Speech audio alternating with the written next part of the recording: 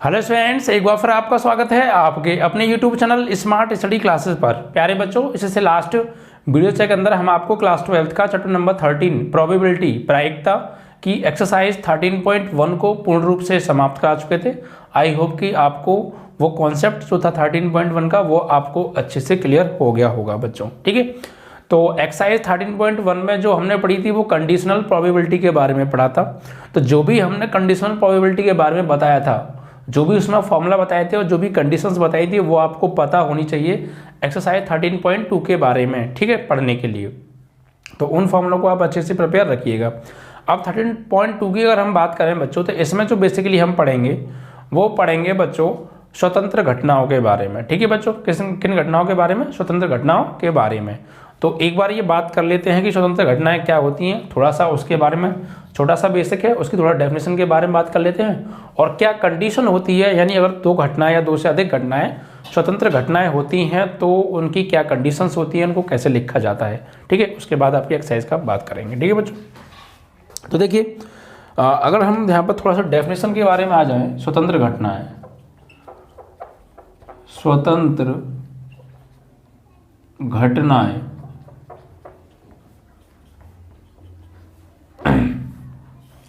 Independent events. ठीक है बच्चों, तो मान लीजिए यदि ए व बी, यदि ई व एफ ले लीजिए, दो स्वतंत्र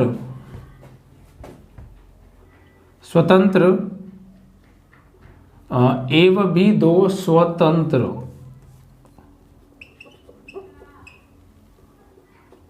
घटनाएं हैं। ठीक है, ए व बी दो घटनाएं अगर स्वतंत्र होंगी तो क्या वो होंगी स्वतंत्र? जब होंगी यदि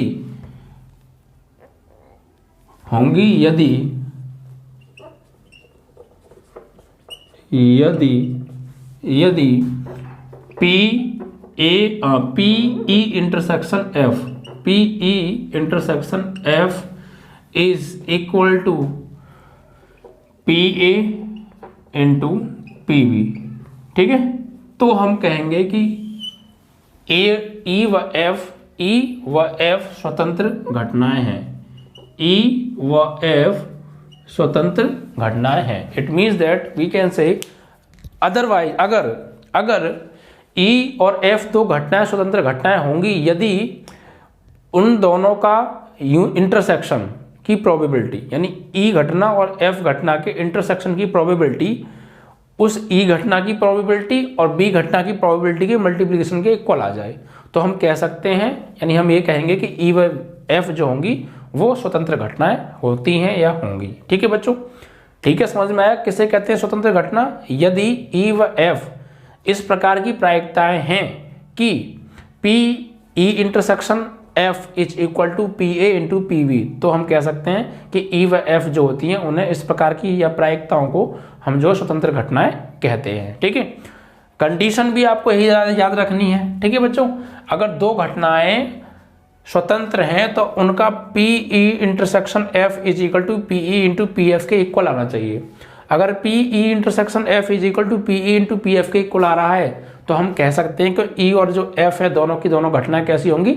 स्वतंत्र होंगी। ठीक है बच्चों, अब ये तो दो घटनाएं हैं, दो से अधिक घटनाएं हुई तो उनके लिए भी यही कंडीशन होगी। ठीक है बच्चों, अगर मान लीजिए दो से अधिक घटनाएं, मान लीजिए तीन घटनाएं हैं, जब दो से अधिक स्वतंत्र घटनाएं हों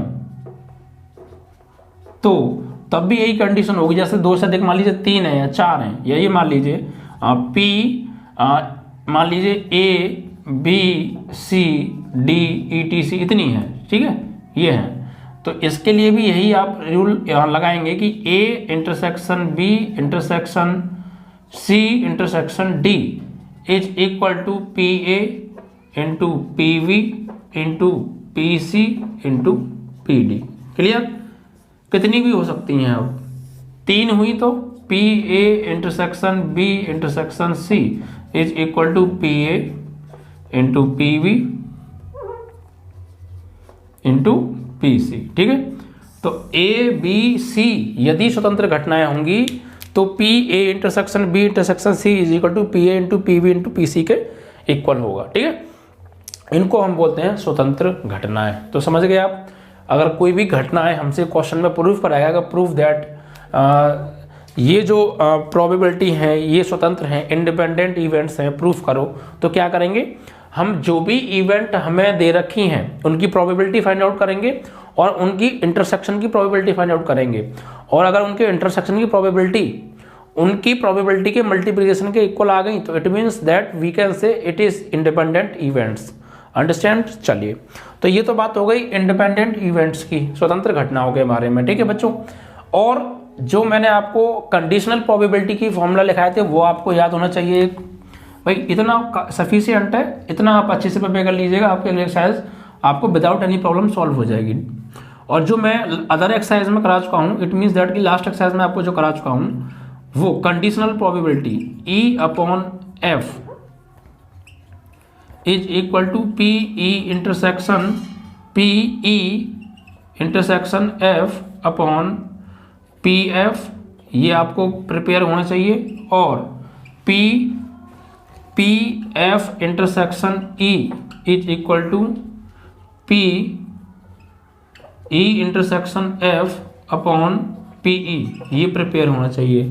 ठीक है, और P A union B is equal to P A plus P V P V minus P A union B तो हो गया ना, P A intersection B. Yes, ये फॉर्मूला आपको प्रिपेयर होना चाहिए। तो ये फॉर्मूले आप अच्छे से प्रिपेयर कर लीजिए। ठीक है, तो आपको कोई भी समस्या नहीं आएगी इस एक्सरसाइज में। एक और मैं आपको बता दूं, ये तो थी स्वतंत्र घटनाओं के बारे में। ठीक है, जब दो घटनाएं स्वतंत्र होती हैं। अब एक पॉइंट और है आपका, अगर ये पूछ ले वो आपसे कि घटनाएं परस्पर अपवर्जी हैं, तो दो घटनाएं परस्पर अपवर्जी कब होती हैं? घटनाएं परस्पर अपवर्जी हों, तो दो घटनाएं परस्पर अपवर्जी होंगी तो ये ध्यान रखिएगा उनका P A intersection B is equal to क्या आएगा? 0 है। एन, अगर एन की हम बात करें, एन की अगर हम बात करें, सीधे प्रोबेबिलिटी लिख लीजिए, P A intersection B is equal to 0, 0 आएगी। अगर दो घटनाएं परस्पर अपवर्जी होंगी तो उन दोनों घटनाओं का इंटरसेक्शन की जो प्रोबेबिलिटी है वो क्या आएगी? 0 आएगी। आप एक इस नोट को आप याद कर लीजिएगा, नोट डाल लिख लीजिएगा, यदि दो घटनाएं ए व बी परस्पर अपवर्जी हैं तो P A intersection B is equal to 0 होता है। एक ये कंडीशन आप याद कर लीजिए। ठीक है, इन चीज़ों को आप प्रिपेयर कर लीजिए। ये कंडीशन तब है जब दो घटनाएं परस्पर अपवर्जी हों। ठीक है, और दो से अधिक घटनाएं अपवर्जी हों तो आप यही रूल एप्लीकेबल होगा इस पर, बस ये इंटू निशान है बच्चों। ठीक है, बस जो है वो बढ़ जाएंगी आगे की और घटनाएं। और यदि दो घटनाएं परस्पर अपवर्जी हुई तो P A intersection B is equal to 0। और ये जो लास्ट एक्सरसाइज में मैंने कंडीशनल प्रोबेबिलिटी के फॉर्मूले कराए थे ये, और एक ये फॉर्मूला, इतना आप कंप्लीट कर लीजिए, आपकी ये एक्सरसाइज 3.2 भी कंप्लीट हो जाएगी। ठीक है बच्चों, चलिए, तो ये थोड़ा सा बेसिक था, थोड़ी सी नॉलेज थी नई एक्सरसाइज के बारे में, आप इसको अच्छे से प्रिपेयर कीजिए। अब आते हैं बच्चों आपके सीधे क्वेश्चंस पर। तो ये नोट डाल के बच्चों आप फॉर्मूले कॉपी में लिख लीजिएगा, इनकी कंडीशंस हैं। ठीक है, ये इंडिपेंडेंट इवेंट्स की कंडीशन, ठीक है, और कंडीशनल प्रोबेबिलिटी की कंडीशंस, ये सब एक जगह कलेक्ट कर लीजिएगा और इनको याद कर लीजिएगा। ठीक है बच्चों, आराम से आपके क्वेश्चंस हो जाएंगे। म्यूचुअली एक्सक्लूसिव इवेंट्स यानी कि स्वतंत्र और परस्पर अपवर्जी घटनाएं। ओके, चलो अब आते हैं आपकी पहली क्वेश्चन पर। देखिए बच्चों, पहले क्वेश्चन में हमसे क्या कहा है, इसमें कहा है यदि पी ए बराबर 3/5 गिवन है बच्चों, गिवन है इफ पी ए यानी इवेंट ए की प्रोबेबिलिटी हमें दे रखी है 3/5, ठीक है, and P V is equal to हमें दे रखा है 1/5। Is that clear? और ए तथा बी स्वतंत्र घटनाएं हैं यानी इसमें कहा है यदि ए व वी स्वतंत्र घटनाएं हैं, ए व बी स्वतंत्र घटनाएं हैं, तो पी ए इंटरसेक्शन बी ज्ञात कीजिए। ये हमसे ज्ञात कराए बच्चों, ठीक है। यानी दो घटनाएं यदि स्वतंत्र घटनाएं हैं तो P A intersection B find out आपको करना है। तो देखिए जब दो घटनाएं ए और बी स्वतंत्र होती हैं तो कंडीशन क्या होती है, जस्ट अभी मैंने आपको लिखा है कि दो घटनाएं स्वतंत्र होंगी तो कंडीशन होगी P A intersection B is equal to P A into P B. तो यहाँ पर लिखेंगे हल, ठीक है।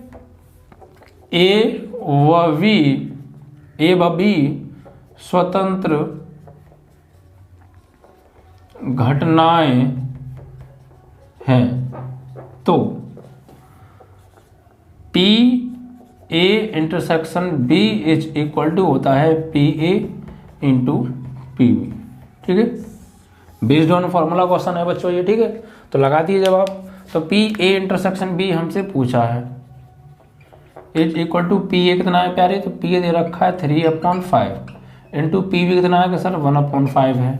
तो सॉल्व आउट आप करेंगे तो 3 1 जा 3 और 5 5 जा 25, 3 1 जा 3 और 5 5 जा 25। दिस इज योर आंसर, ठीक है। इस तरीके से आपको करना था। तो सब कुछ इसमें गिवन था, सिर्फ फॉर्मूला आपको अप्लाई करना था। बट आपको ये कंडीशन पता होनी चाहिए बच्चों, आप याद कर लीजिएगा कि दो घटनाएं अगर इंडिपेंडेंट होती हैं तो P A intersection B is equal to P A into P B होता है, ठीक है। ये कंडीशन है, ये फॉर्मूला है इंडिपेंडेंट इवेंट्स के लिए। ओके बच्चों, चलिए नेक्स्ट क्वेश्चन क्या है बच्चों, उसको लेते हैं। तो क्वेश्चन नंबर 2 में हमसे कहा है बामन पत्तों की एक गड्डी में से यदृच्छया बिना प्रतिस्थापित किए एक पत्ते बिना प्रतिस्थापित किए 2 पत्ते निकाले गए, दोनों पत्तों के काले रंग का होने की प्रायिकता। अब देखिए बच्चों, आपने 11वीं क्लास में प्रोबेबिलिटी पढ़ी होगी और वहां पर इन प्लेइंग कार्ड्स पत्तों के बारे में आपने अच्छे से समझा भी होगा, ठीक है। अगर आपने समझ रखा है तो आपको कोई भी समस्या नहीं जाएगी, अदरवाइज प्रॉब्लम आ सकती है। देखिए कुल मिला के जो प्लेइंग कार्ड्स होते हैं, जो पत्ते होते हैं, वो टोटल 52 पत्ते होते हैं, जिसमें से 26 काले होते हैं और 26 लाल होते हैं, ठीक है बच्चों। 4 टाइप के पत्ते पाए जाते हैं, प्रत्येक पत्ता 13 टाइप के होते हैं, 13 चौका 52 पत्ते उसके अंदर होते हैं, ठीक है बच्चों। आई होप कि आपको इनके बारे में जानकारी होगी, ठीक है। देखिए थोड़ा सा मैं डिस्कस कर देता हूं इन पत्तों के बारे में। कुल पत्ते जो होते हैं, कुल पत्ते वो होते हैं बच्चों 52, ठीक है। ये 4 टाइप के पत्ते बच्चों कुल होते हैं, ठीक है। कितने टाइप के होते हैं कुल? 4 टाइप के होते हैं,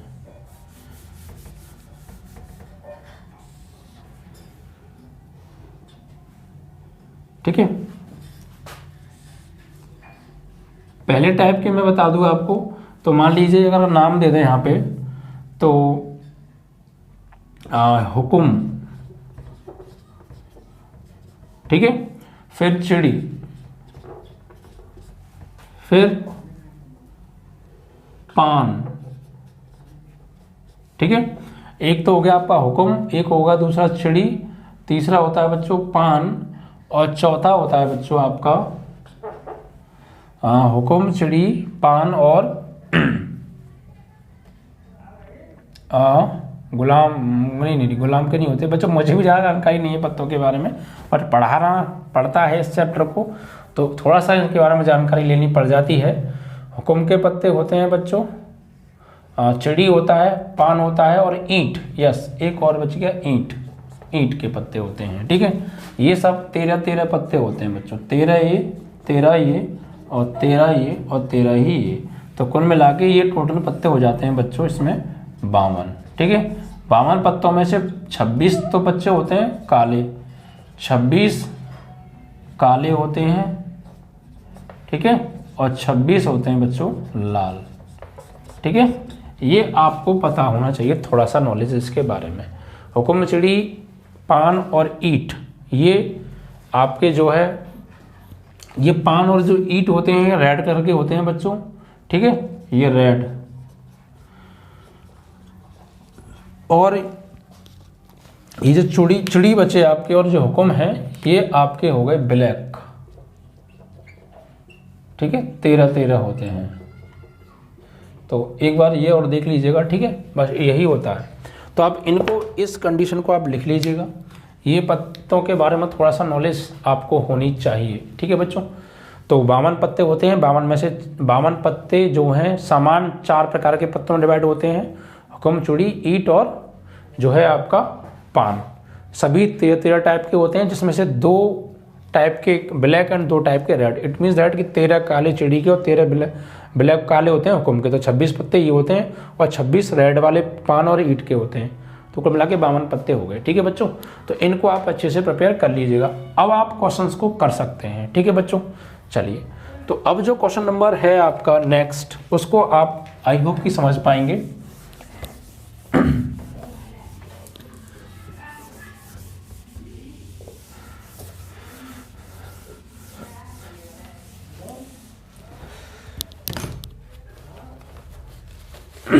अब देखिए बच्चों,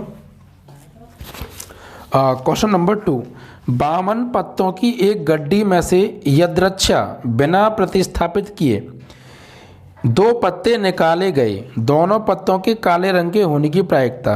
यानी 52 पत्तों की एक गड्डी है, ठीक है, उसमें से यदृच्छा बिना प्रतिस्थापित किए, बिना प्रतिस्थापित किए मीन्स कि अगर हम एक बार उसमें से जो पत्ता निकाल लेंगे और फिर दोबारा निकालेंगे तो पहले वाले पत्ते को उस गड्डी में वापस नहीं रखेंगे।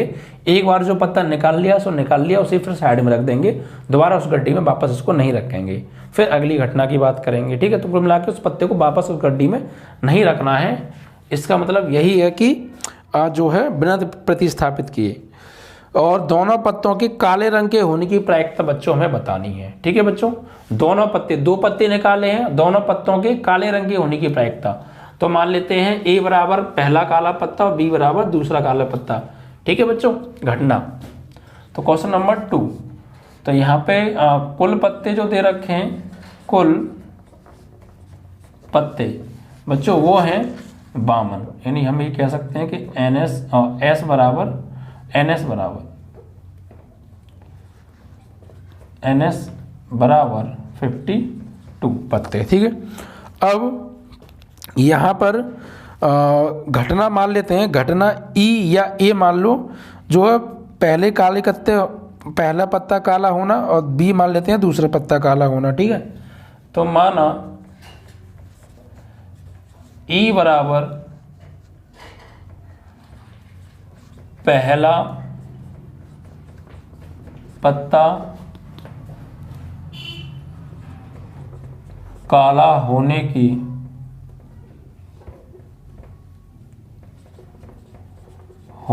घटना है, ठीक है। और F बराबर दूसरा पत्ता काला होने की घटना है, ठीक है बच्चों। इसको हमने मान लिया। अब ये कह रहे हैं कि 52 पत्तों की एक गड्डी में से यदृच्छा यानी अचानक बिना प्रतिस्थापित किए 2 पत्ते निकाले गए, दोनों पत्तों के काले रंग के होने की प्रायिकता बतानी है बच्चों। दोनों पत्तों के काले रंग के होने की प्रायिकता। तो देखिए बच्चों, कुल जो काले पत्ते होते हैं वो होते हैं 26। कितने पत्ते होते हैं? कुल 26 काले पत्ते होते हैं बच्चों, ठीक है। तो 26 जो होते हैं, यहाँ लिखेंगे कुल काले पत्ते बराबर 26। अब यहाँ पर ध्यान दीजिएगा बच्चों, ये दोनों घटनाएं कैसी हैं? आपस में स्वतंत्र हैं, ठीक है, इंडिपेंडेंट इवेंट्स हैं। तो जब 26 काले पत्ते, हमें एक काला पत्ता निकालेंगे, जब हम पहला काला पत्ता निकालेंगे तो कितने काले पत्ते होते हैं? कुल 26 होते हैं। तो 26 में से मान लीजिए एक पत्ता निकलेगा वो, ठीक है। तो 26 और बटे कुल पत्ते कितने हैं? कि सर 52 हैं, ठीक है। तो पहला पत्ता काले होने की प्रायिकता, तो यहाँ पर लिखेंगे पहला पत्ता काले होने की प्रायिकता। तो पहला पत्ता काले होने की प्रायिकता कैसे निकालेंगे? यानी कि PE बराबर तो कुल काले कितने पत्ते होते हैं बच्चों के? 26। हम काला पत्ता निकाल रहे हैं इसलिए काले पत्तों की बात कर रहे हैं। तो कुल काले पत्ते 26 और टोटल पत्ते कितने होते हैं? कि 52। तो 52, अब इसको काट लीजिए, 13 दूनी 26, 13 चौका 52, तो कितनी आ गई 26 दूनी 52 भी कह सकते हैं, 1/2 आ गई। तो उस गड्डी में से हमने एक पत्ता निकाला और वो काला पत्ता होने की प्रायिकता क्या होगी 1/2। अब बच्चों पहले पत्ते को गड्डी में वापस नहीं रखना है, पहले पत्ते को गड्डी में वापस नहीं रखना है,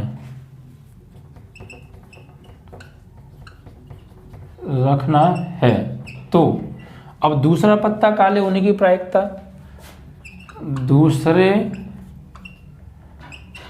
पत्ते के काले होने की प्रायिकता, काले होने की प्रायिकता, तो पी एफ मानी है वो हमने घटना भाई, तो प्रायिकता पी एफ हो जाएगी।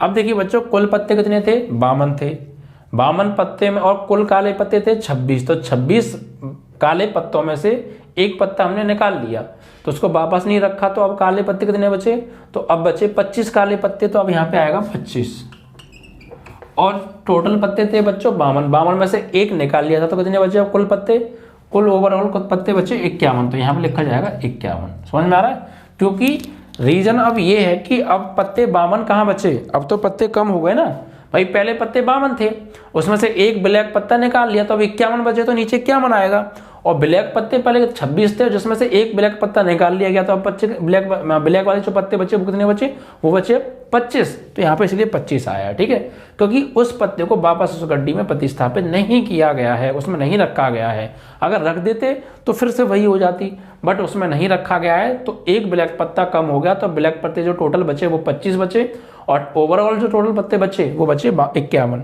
तो 25/51, ठीक है बच्चों। तो ये पीई आ गई।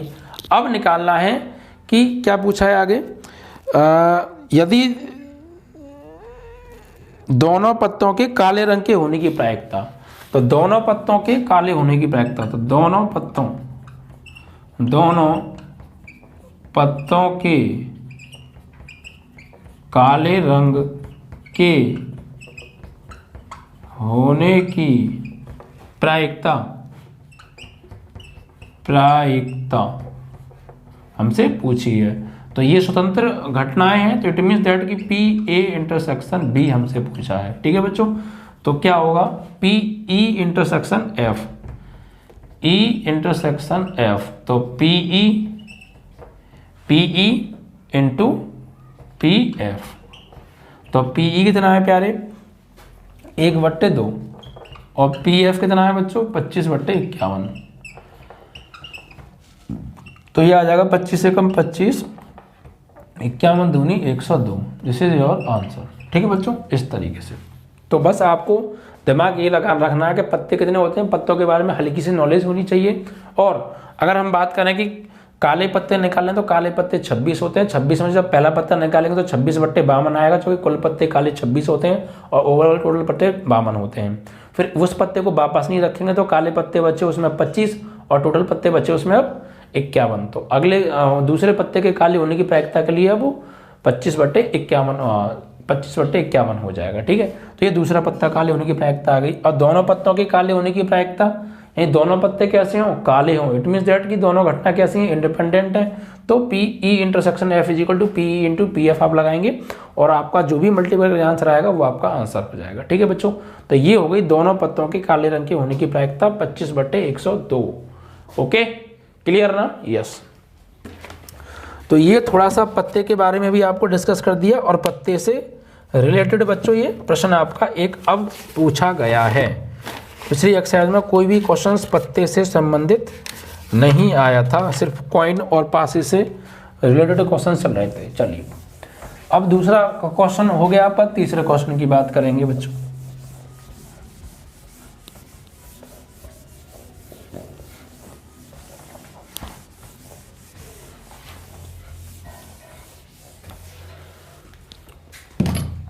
चलिए बच्चों, तो देखिए क्वेश्चन नंबर 3 में हमसे क्या कहा है, इसमें कहा है कि संतरों के एक डिब्बे का निरीक्षण उसमें से तीन संतरों को यदृच्छा बिना प्रतिस्थापित किए हुए निकालकर किया जाता है। मतलब एक ऑरेंज का बॉक्स है, उसमें ऑरेंजेस रखे हुए हैं और उस डिब्बे का हमें जो है परीक्षण करना है, टेस्ट करना है, ठीक है, एग्जामाइन करना है। क्या एग्जामाइन करना है हमको? एग्जामाइन ये करना है कि आगे कह रहे हैं एग्जामाइन कैसे करना है कि उसमें से 3 संतरों को निकाला जाता है, 3 ऑरेंजेस को वहाँ से निकाला जाता है उस डिब्बे को, और उनको निकाल कर उसका टेस्ट किया जा रहा है। कैसे निकाल कर किया जाता है? यदि तीनों निकाले गए संतरे अच्छे हों तो डिब्बे को बिक्री के लिए स्वीकृत किया जाता है, ओके, अन्यथा अस्वीकृत कर देते हैं, ओके। एक डिब्बा जिसमें 15 संतरे हैं में से 12 अच्छे और 3 खराब संतरे हैं कि बिक्री के लिए स्वीकृत होने की प्रायिकता ज्ञात कीजिए। इट मीन्स कि एक संतरे का डिब्बा है, उसमें संतरे रखे हुए हैं कुल 15, ठीक है, और उस डिब्बे की टेस्टिंग की जाती है। यानी अगर वो डिब्बा सेल के लिए भेजा जाएगा तो कब भेजा जाएगा?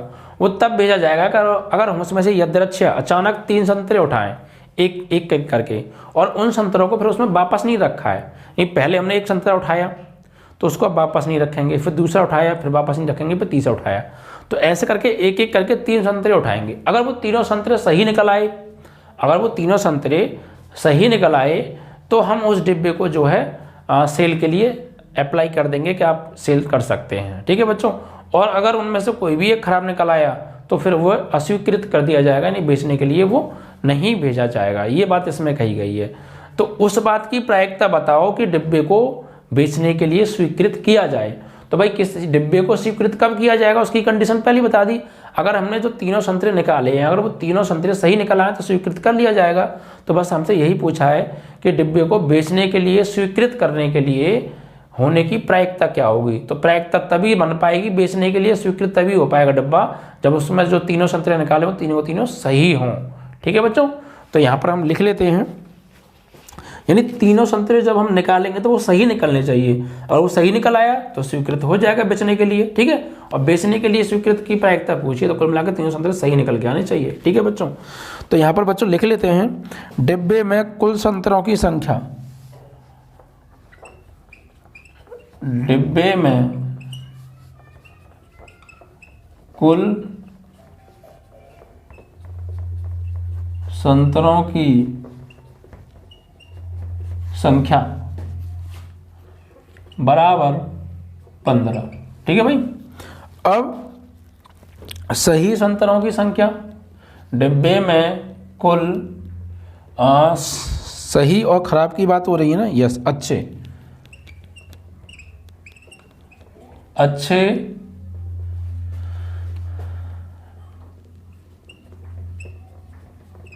संतरों की संख्या कितनी है कि 12 संतरे उसमें अच्छे हैं, और डिब्बे में कुल खराब संतरों की संख्या कितनी है, वो है 3।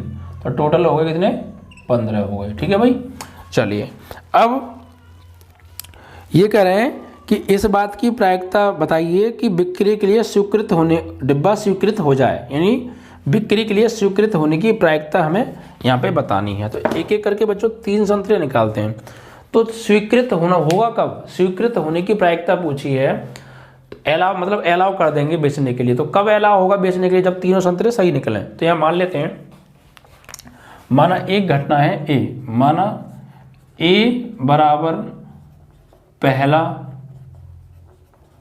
संतरा अच्छे, माना ए बराबर, एक घटना हमने मान ली पहला संतरा अच्छे होने की, अच्छा हो। बी बराबर दूसरा संतरा अच्छा हो, और सी बराबर तीसरा संतरा अच्छा हो, ठीक है। तीन हमने ए बी सी मान लिए। ए बराबर पहला संतरा दूसरी सही होना हो, बी बराबर दूसरा संतरा सही हो, सी बराबर तीसरा संतरा सही हो, ठीक है। अब ये इनकी प्रोबेबिलिटी निकालनी है हमें। ये घटनाएं आ गई बच्चों। तो देखिए बच्चों कुल सही संतरे हैं 12 और उसमें से एक निकालना है। तो यहाँ पर लिखेंगे पहला संतरा सही होने की प्रायिकता। तो पहला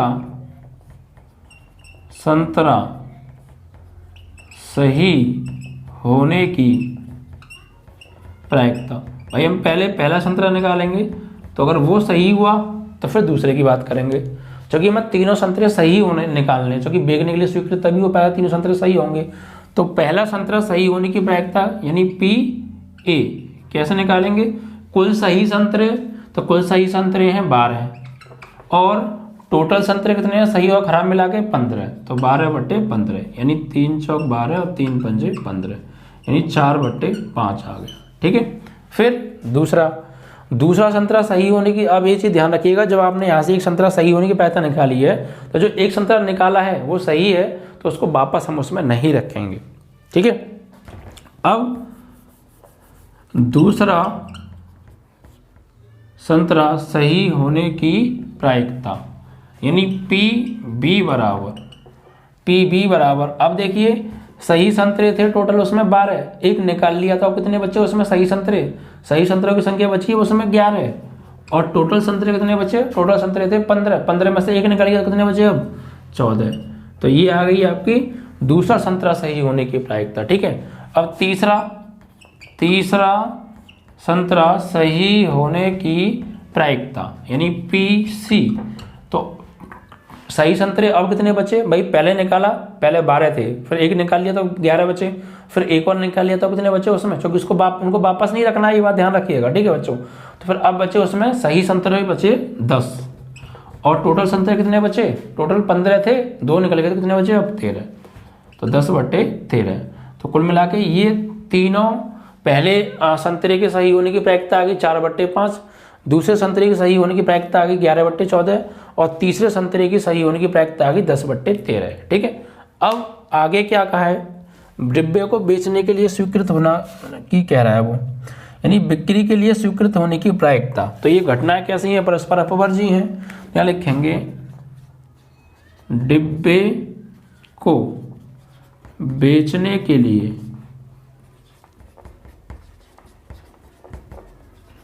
स्वीकृत होने की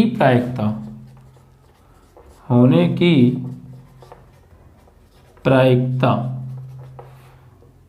तो P A intersection B intersection C बराबर P A into P B into P C.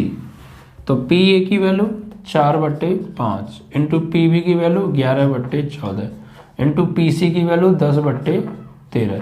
ठीक है, अब ये कैंसिल आउट कर लीजिए अगर हो रहे हैं तो 2 सत्ते 14 और 2 दूनी 4, 11 दूनी 22, 22 ढाई 220 बटे 13 पंजे 65 गुणा 7, तो ये हो गया 220 बटे 7 पंजे 35 और 7 छीं 42 और 3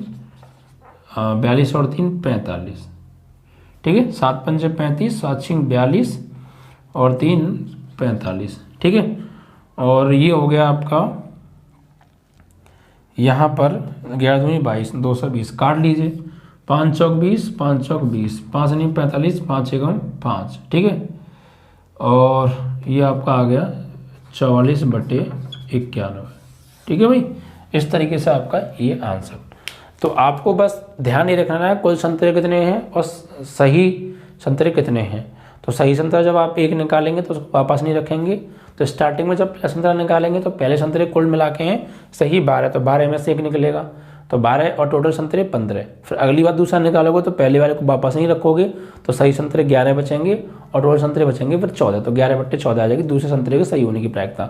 ऐसे जब आप तीसरा संतरा निकालोगे तो उन 2 संतरों को वापस नहीं रखोगे, तो सही संतरे बचे अब उसमें 10 और कुल संतरे बचे 15 में से 2 निकल गए तो 13। ठीक है, तो 10/13।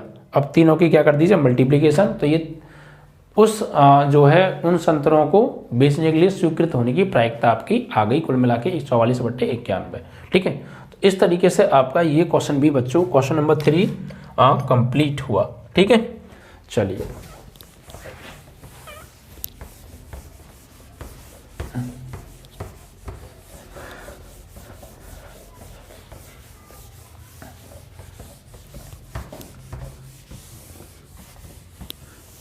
नेक्स्ट क्वेश्चन की ओर बढ़ते हैं बच्चों। क्वेश्चन नंबर है आपका 4 में देखिए क्या कहा है बच्चों, एक न्याय सिक्का और एक अभिनत पासे को उछाला गया है। यानी न्याय सिक्का मतलब एक सिक्के पर दो फेस है, हेड और टेल, ठीक है, पर दो ही फेस होते हैं। और अभिनत पासे को छाला गया है, टॉस किया गया है सिक्के का और पासे का। मान लें कि ए घटना सिक्के पर चित्त प्रकट होता है और बी घटना पासे पर 3 प्रकट होती है तो को निरूपित करती है। तो निरीक्षण कीजिए कि घटनाएं ए और बी स्वतंत्र हैं या नहीं है। चलिए तो देखिए बच्चों, ध्यान से पढ़िए, फिर क्वेश्चन को आगे हम लिखते हैं डिटेल जो है। इसमें कहा है कि एक सिक्का और एक पासे को छाला गया है। ओके, तो सिक्के में कितने फेस होते हैं? 2 और पासे के 6 फेस होते हैं। अब ये मान लें कि ए जो घटना है सिक्के पर चित्त प्रकट होता है। ठीक है भाई, सिक्के पर चित्त प्रकट होता है। तो पहले हम एक सिक्का और एक पासे को जब उछालेंगे तो प्रतिदर्श समष्टि क्या बनेगी, पहले वो बना लेते हैं। ठीक है, तो एक सिक्का व पासे को उछालने पर प्रतिदर्श समष्टि क्या होगी?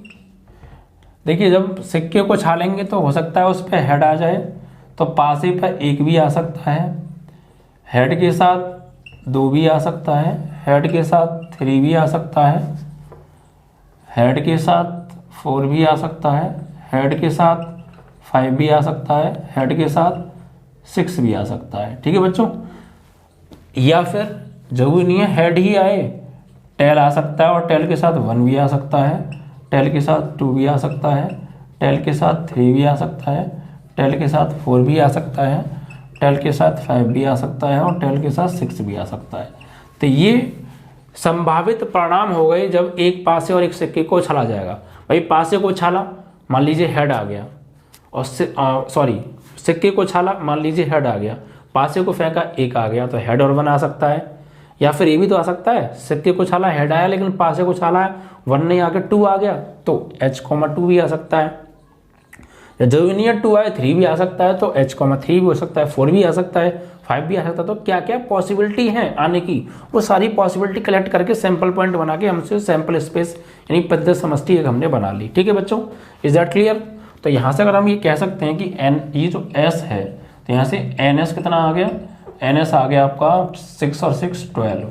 ठीक है बच्चों, अब आगे क्या कह रहे हैं इसमें कि मान लें ए घटना सिक्के पर चित्त प्रकट होती है। भाई मान लें ए घटना क्या बता रही है? ए घटना कह रही है कि सिक्के पर चित्त प्रकट होता है। सिक्के पर चित्त प्रकट होता है, तो भाई सिक्के पर चित्त प्रकट होगा तो इट मीन्स सिक्के पर चित्त का मतलब क्या है? हेड आना चाहिए, तो हेड के साथ तो कुछ भी आ सकता है। तो इसके लिए प्रतिदर्श समष्टि क्या बनेगी? सिक्के पर चित्त आना चाहिए। तो सिक्के पर चित्त आने के लिए क्या क्या है? यहाँ पे देखिए चित्त किस पे आ रहा है? यहाँ चित्त आ रहा है, यहाँ सिक्के पर चित्त आ रहा है, यहाँ चित्त आ रहा है, यहाँ चित्त आ रहा है, यहाँ चित्त आ रहा है, यहाँ आ रहा है, मतलब प्रतिदर्श समष्टि बनेगी 6। तो H,1 आ सकता है, H,2 भी हो सकता है, H,3 भी हो सकता है, H,4 भी हो सकता है, H,5 भी हो सकता है, H,6 भी हो सकता है। ठीक है भाई, सिक्कों को छाला तो वो कह रहा है कि उस पर हेड आना चाहिए, ठीक है, चित्त आना चाहिए। तो चित्त सिक्के पर तो ठीक है चित्त आना चाहिए, लेकिन पासे पर तो 1 भी आ सकता है, 2 भी आ सकता है, 3 भी आ सकता है, 4 भी, 5 भी, 6 भी। तो कुल जो सैंपल स्पेस बने, वो सैंपल पॉइंट बने वो 6 बने और उनसे मिलकर सैंपल स्पेस ये बन गया। तो यहाँ से अगर हम निकालें कि NA कितना हो जाएगा भाई? 6 हो जाएगा। क्लियर? आगे पढ़ते हैं। आगे कहा है फिर इसमें कि B घटना पासे पर 3 प्रकट होती है। B घटना पासे पर 3 प्रकट होती है। B घटना हमसे कह रही है कि पासे पर डाइस पर 3 प्रकट होता है। तो कॉइन पर क्या हुआ? कॉइन पर कुछ भी नहीं कहा है, सिर्फ पासे की बात कही है। तो कॉइन पर तो हेड भी हो सकता है या टेल भी हो सकता है, पासे के लिए उसने फिक्स कर दिया कि पासे को जब हम टॉस करेंगे तो 3 प्रकट होगा, उसके फेस पर 3 आएगा। ठीक है, तो क्या क्या पॉसिबिलिटी बन सकती हैं वो लिख लीजिए। तो भाई पासे पर 3 ही आएगा, कॉइन पर हेड या टेल समथिंग कुछ भी आ सकता है, बट पासे पर 3 ही आना चाहिए। तो क्या क्या कंडीशन बनेंगी तो देख लीजिए, उन सैंपल पॉइंट्स को यहाँ से कलेक्ट कर लीजिए जिन पर सिर्फ और सिर्फ 3 आ रहा है। ठीक है बच्चों, तो देखिए पासे पर 3 आ रहा है और कॉइन पर हेड भी आ सकता है, तो H,3 चलेगा, और यहाँ पर 3 आएगा तो टेल भी आ सकता है, तो T,3।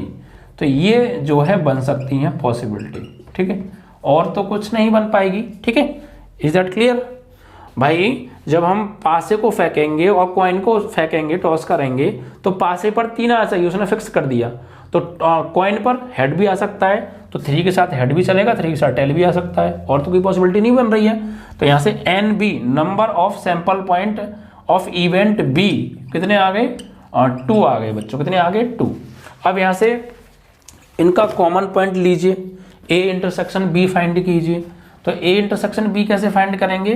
तो उसके लिए A intersection B common point लीजिए A और B में। तो भाई इसमें और इसमें कॉमन पॉइंट क्या आ रहा है? तो इसमें और इसमें कॉमन पॉइंट आ रहा है H,3 H,3, और तो कोई आ नहीं रहा। यस, तो H,3 आ रहा है, H,3। तो सैंपल पॉइंट कितना बना इसके लिए? 1। तो N A इंटरसेक्शन B = आ गया 1। अब इन सभी की प्रोबेबिलिटी निकालिए बच्चों। तो क्या होगी प्रोबेबिलिटी? NA के लिए निकालिए, तो PA is equal to NA/NS। ठीक है, लास्ट एक्सरसाइज का कंडीशनल प्रोबेबिलिटी वाले से क्वेश्चन है। ठीक है, तो NA की वैल्यू 6 और NS टोटल है 12, तो 6 दूनी 12। इट मीन्स दैट 1/2 आ गई इसकी प्रोबेबिलिटी। ठीक है, PB अगर आप निकालेंगे तो NB/NS, तो NB कितना है? तो जो NB है वो है आपका, NB है 2, और जो NS है वो 12 है, तो ये आ गया 1/6। ठीक है, और PA intersection B is equal to NA intersection B upon NS। तो NA intersection B number of sample point A intersection B is equal to 1/12। ठीक है, ये आपकी इनकी प्रोबेबिलिटी आ गई। अब हमसे पूछा क्या था इसमें, इस क्वेश्चन में हमसे बच्चे पूछ रहा है वो कि A और B स्वतंत्र घटनाएं हैं या नहीं है। ये हमें प्रूफ तो नहीं बट बताना है, एग्जामाइन करना है। तो भाई A और B, A व B स्वतंत्र घटनाएं, इंडिपेंडेंट इवेंट्स, घटनाएं होंगी यदि PA intersection B is equal to PA into PB हो, तो स्वतंत्र घटनाएं होंगी, और अगर नहीं है इक्वल तो स्वतंत्र घटनाएं नहीं होंगी। ठीक है, तो चेक करते हैं। तो PA इंटरसेक्शन B की वैल्यू हमने फाइंड आउट की है 1/12। ठीक है, इज इक्वल टू PA की वैल्यू 1/2 और इंटू PB की वैल्यू 1/6। तो सॉरी, ये PA इंटरसेक्शन जो B की वैल्यू वो 12 है, 1/12। तो 1/12 इज इक्वल टू 1 × 1 1 6 2 12। तो 1/12, 1/12 इट मीन्स कि ये इक्वल आ रही हैं। तो यहाँ कह देंगे कि A और B स्वतंत्र घटनाएं हैं। अतः A व B परस्पर स्वतंत्र घटनाएं हैं। ठीक है, ये आपका आंसर। ऐसे आपको ये क्वेश्चन करना है। तो स्टेप बाय स्टेप आपको बढ़ना है। हर चीज़ का बेसिक कॉन्सेप्ट आपको पता होना चाहिए। लास्ट एक्सरसाइज की नॉलेज आपको होनी चाहिए। अगर आपको लास्ट एक्सरसाइज की नॉलेज नहीं है तो यहाँ पर फिर आपको प्रॉब्लम आएगी, क्योंकि यहाँ पर जो कंडीशनल प्रोबेबिलिटी निकालने के लिए तो नहीं कहा है, बट यूज जो हो रहा है वो लास्ट एक्सरसाइज के कॉन्सेप्ट का भी यहाँ पर हो रहा है। और ये आपको बहुत ज़्यादा क्लियरिटी के साथ यहाँ समझना होगा कि किस तरीके से इवेंट ए के सैंपल पॉइंट हम बनाएंगे और किस तरीके से इवेंट बी के हम सैंपल पॉइंट बनाएंगे, और फिर वहाँ से उनका जो है सैंपल स्पेस बना के प्रोबेबिलिटी फाइंड आउट जो करेंगे। ये प्रोसेस जो है टोटली लास्ट एक्सरसाइज का है, और अगर आपने 11th में प्रोबेबिलिटी को पढ़ रखा है तो फिर तो समस्या आ ही नहीं रही होगी। खैर ठीक है, चलिए तो आपका ये क्वेश्चन नंबर 4 भी कंप्लीट हुआ बच्चों। ठीक है, इसके बाद बात करेंगे क्वेश्चन नंबर 5 के बारे में। तो देखते हैं क्वेश्चन नंबर 5 में क्या डिटेल हमें दे रखी है।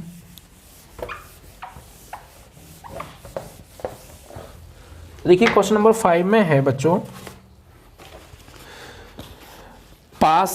एक पासे पर 1, 2 और 3 लाल रंग से और 4 जो 4, 5, 6 हैं वो हरे रंग से लिखे गए हैं। मतलब जो पासा है, पासे को तो आपने भली बात ही देखा ही है, उस पर 1 से लेकर 6 तक नंबर पड़े हुए होते हैं। ठीक है, हर फेस पर अलग नंबर लिखा होता है।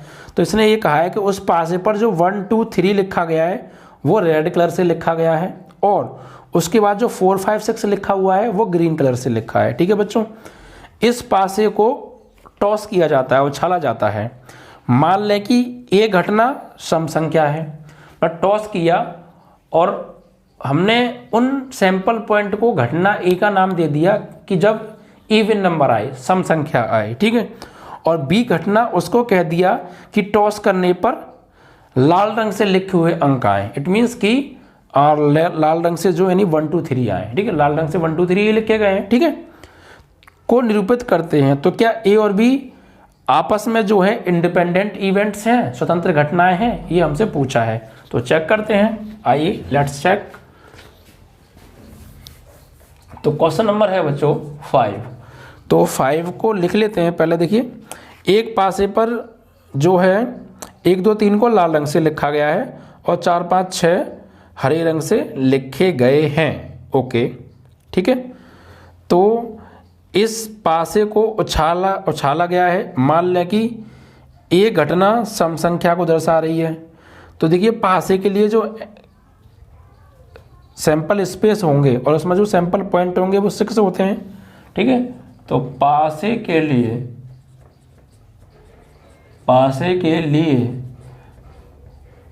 प्रतिदर्श बिंदु यानी NS जो होता है वो 6 होते हैं। ठीक है भाई, अब घटना ए क्या दर्शा रही है, यहां पर लिख देते हैं 1, 2, 3 को लाल रंग से लिखा गया है। पासे पर 1, 2, 3 को लाल रंग से और 4, 5, 6 को हरे रंग से लिखा है। ठीक है भाई, चलिए तो अब देखिए बच्चों, घटना ए क्या कह रही है। घटना ए सम संख्या है, यानी घटना ए, तो ए बराबर क्या है कि क्या आए, सम संख्या आए। सम संख्या प्रकट हो कह सकते हैं, प्रकट हो, आए मतलब प्रकट हो। तो भाई सम संख्या कौन सी होंगी इसमें, 2, 4 और 6। तो इसके लिए जो सैंपल पॉइंटों से जो सैंपल स्पेस बनेगा वो 2, 4 और 6 आएगा। ठीक है, और बी क्या है, बी घटना क्या कह रही है, संख्या लाल रंग से लिखी गई है। भाई बी घटना के अंदर वो सैंपल पॉइंट आएंगे जो लाल रंग से लिखी गई है। संख्या लाल रंग से लिखी हो, तो संख्या लाल रंग से लिखी गई हो तो उसमें कौन कौन से आएंगे, लाल वाले। तो लाल वाले आएंगे आपके ये 1, 2, 3, क्योंकि लाल रंग से लिखी गई तो लाल रंग से तो 1, 2, 3 लिखे गए हैं, तो इनमें से कोई एक आ सकता है। तो 1, 2, 3। ठीक है, चलिए अब इनमें कॉमनली देख लीजिए। तो ए इंटरसेक्शन बी क्या आ रहा है, तो इन दोनों में जो कॉमन पॉइंट है वो है 2, यानी कि वो जो है जो सम भी हो और रेड भी हो, सॉरी हाँ सम भी हो और रेड भी हो, तो सम भी है और रेड में भी आ रहा है, तो वो है 2। ठीक है, तो यहाँ से अगर हम बात करें कि एन ए कितना आ गया, तो एन ए आ गया आपका 3, और यहाँ से एन बी भी 3 ही है। ठीक है, और यहाँ से एन ए इंटरसेक्शन बी कितना हो जाएगा, एन ए इंटरसेक्शन बी हो जाएगा 2। क्लियर, ये आपके नंबर ऑफ सैंपल पॉइंट आ गए, इवेंट ए, इवेंट बी और इवेंट ए इंटरसेक्शन बी। अब इनकी प्रोबेबिलिटी निकालिए बच्चों। तो पी ए बराबर N A upon N S. तो एन ए कितना है प्यारे? तो जो एन ए है वो है 3, एन ए है 3 और एन एस कितना है? एन एस है बच्चों, एन एस है 6। तो 3 2 जा 6, इट मीन्स दैट कि 1/2। ठीक है। पी बी कितना है भाई? तो पी बी बराबर होगा N B upon N S. तो N B number of sample point in event B 3 और number of sample point dice N S 6, 3 2 जा 6 यानी 1/2 आ गया। अब P A intersection B is equal to N A intersection B upon N S. तो ये है सैंपल, कॉमन सैंपल पॉइंट निकल के आए थे, वो निकल के आए थे आपके